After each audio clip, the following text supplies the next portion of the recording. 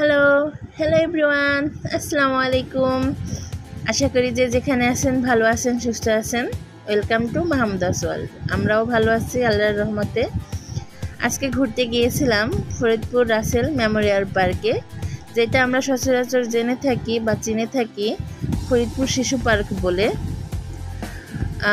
কিন্তু ভালো একটা ব্যাপার বলেন, ঠিক না, যে আমরা বাংলাদেশে থেকেও স্নোফল এনজয় করছি। বাচ্চারা এনজয় করতেছে, প্রচুর এনজয় করেছে বাচ্চারা। সেটাই ভালো লাগা, যে না, যেটার জন্য বাচ্চাদের এনজয় দেওয়ার জন্য আমরা এখানে ওখানে নিয়ে যাই, যে বাচ্চারা এনজয় করতে পারে, সেটাই বাচ্চারা করতে পারতেছে। সেটাই আমাদের কাছে খুবই ভালো লাগতেছে। আশা করি আপনাদের কাছে ভালো লাগবে।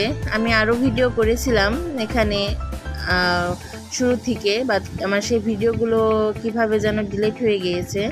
খুবই খারাপ লাগতেছে যে ওইগুলো আপনাদের সাথে শেয়ার করতে পারলাম না। শেয়ার করতে পারলে বোধহয় আরও ভালো লাগতো। যাই হোক, যেটুকু আছে সেটুকুই শেয়ার করলাম। এখানে সন্ধ্যার পরে ডাইনোসর শো হয়, স্নোফল শো হয়, তো সেটারই একটা ভিডিও বা ক্লিপ আপনাদের সাথে শেয়ার করতেছি।